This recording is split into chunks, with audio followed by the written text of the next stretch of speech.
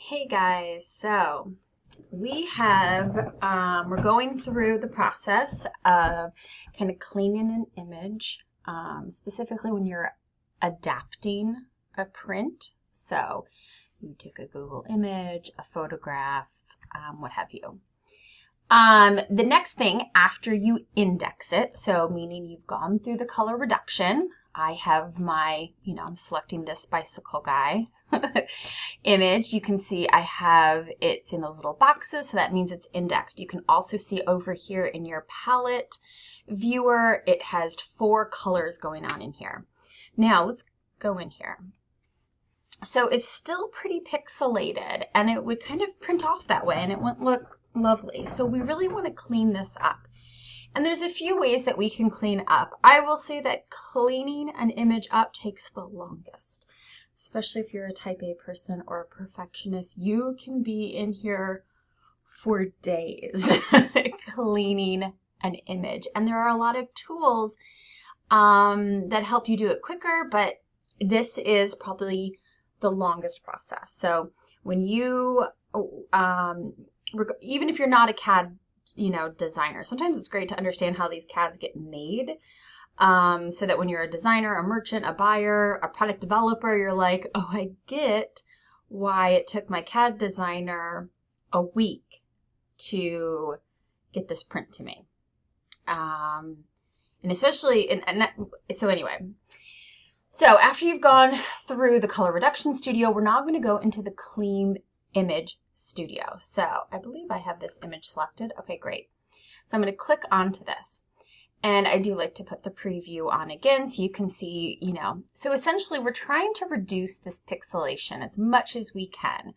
Or a lot of times here, a lot of my spokes, like the little spokes of the bike, it got kind of lost and it's kind of messy in here. So anyway, so I'm really trying to clean it off, smooth it off, clean up the lines of the bicycle or whatever your drawing is. So clean noise is always sometimes a nice one. So there's a lot of different ones here. I'll be very honest, reduce noise, clean noise, blur, dilute. Those are going to be your big ones that you're going to use. You can play with all of these, but I'll just be honest, for the prints that we do, those are going to be kind of your big ones. So here's reduce noise. And you can update. Now, reduce noise, because we have such fine lines here in the bicycle, they're actually getting deleted. So reduce noise is not what we want. But let's say, you had another image where it was nice and, it was getting rid of all those random little speckles. Let's say I had little speckles around here for whatever reason, it reduced it. That could be a good one. So we don't want that one. And you can always increase your pixelation. So I could keep going up in here. So let me show you. If I did it here because of fine lines, the bicycle would go away. So we don't want that. So let's try clean noise. Clean noise. And update my preview. Okay, so the bicycle, so actually this is kind of getting filled in a little bit more. Let's see here. Let me look at the I always like to compare the lines. I mean, this is still, see now here, usually reduced noise is great at getting rid of those little random guys, but we might have to go in there with a paintbrush and kind of do that. So, I mean, clean noise is okay. So let's just go ahead and apply it. I think it helps for the spokes, but not much else. So let's go back in here, get that preview. And you can add on a few of these. You don't just have to use, let's see if we can blur. See if that helps at all. You really are just, this is where you're sitting here and just okay, here, you kind of can mess with how many pixels. Sometimes I go really high and just see oh, okay, what did that do? Not much, honestly. Let's do the strength, apply. See, the problem here now, it's getting rid of my dark kind of highlight, so I don't like that. So these are all things you'll just play with. You'll just keep playing with, and see where it gets you. You know, with this one, the automatic cleaners aren't doing anything completely amazing for me, unfortunately. So I'm going to go ahead and just apply. And so now I have this. So now the thing is we're going to have to go in here and by hand clean this up. So, you know, what we can do, and I will show you kind of some techniques to do this, what it might be beneficial to do is clean up this one bike and then apply it to all the others. And that might be the best thing to do. So, I mean, here's some little things we could do. I know, do we still have that stray pixelation? Here, let's look at a couple of these. So here we have some like stray pixelations down here. So let's maybe clean some of this up. So I'm going to use this gray, and let's just go for a normal old paintbrush. And, you know, kind of the default is this solid 30, but you can use this drop down here.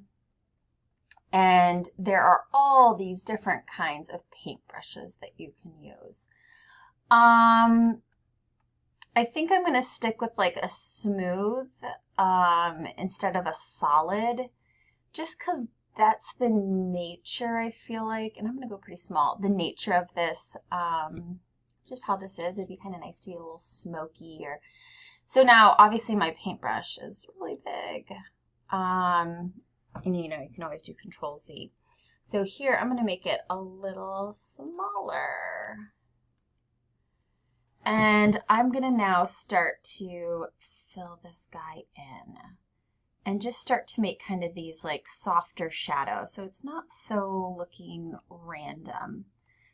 So here I really am going in here by hand and just kind of putting in this kind of shadow, filling it in, having it look less pixelated. There really is no like right or wrong to this. You kind of keep playing with it until you kind of get something you like.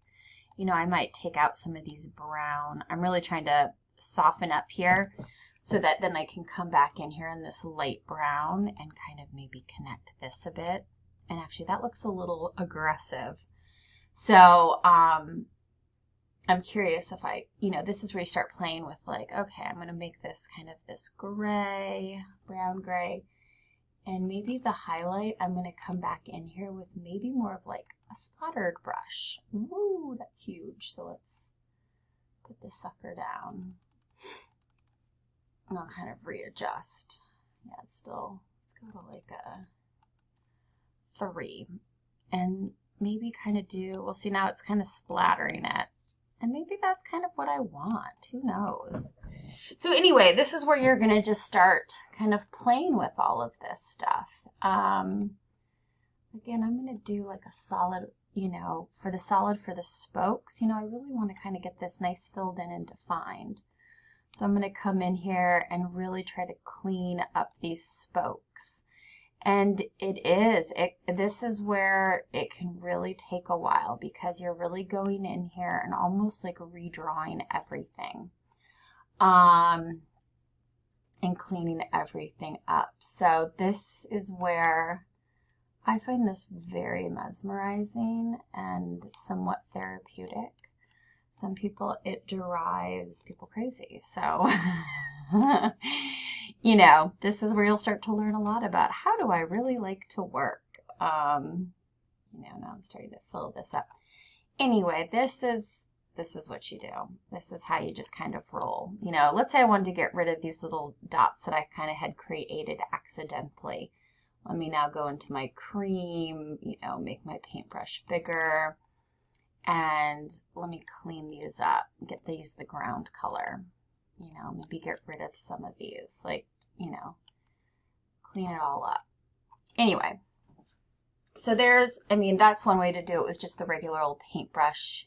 You'll know you have like all these different, you just have a ton of different, like maybe the airbrush would be nice. Anyway, you can get lost doing this stuff. Color grade brush I'm going to show a little bit later.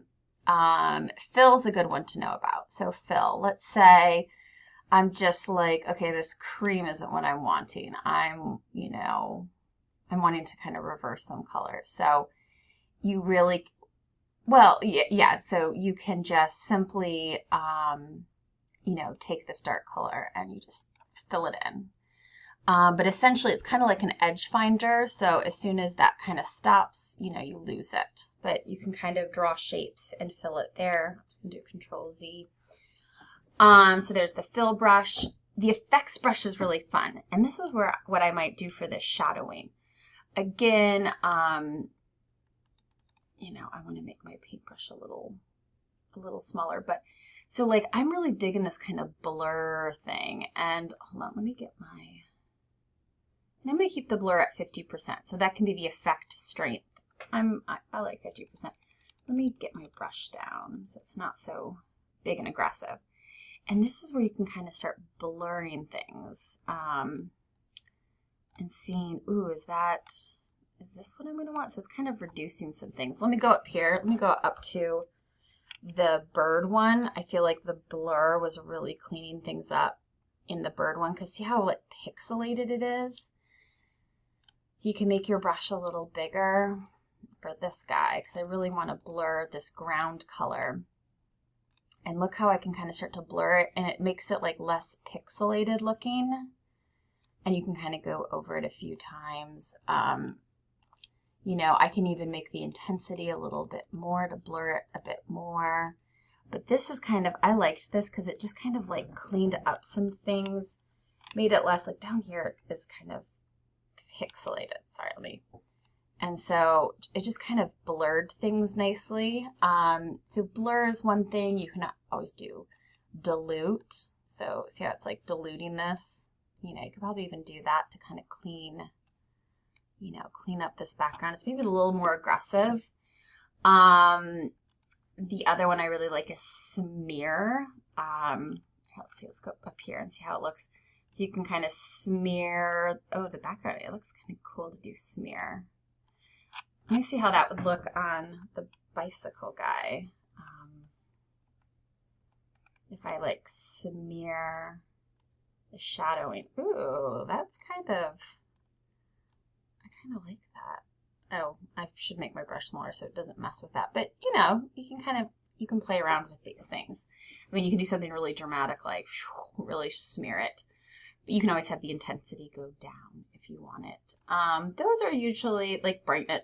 I'll say blur, dilute, smear is kind of the big ones you use for this brush, for the effects brush. The transparency brush is great for when you're trying, you just kind of delete out something and then you can fill it in with something. And then the motif and the texture brush I'm going to show at a different time and along with the gradient brush because those kind of work for different operations. So anyway, this is kind of one way that you're going to kind of clean your image, make it look less pixelated, maybe make it a little bit more original to you as an artist. So you're not just totally, copying or more adapting. So there's one way, and you can take a look at some other tutorials of some of the other tools you can use.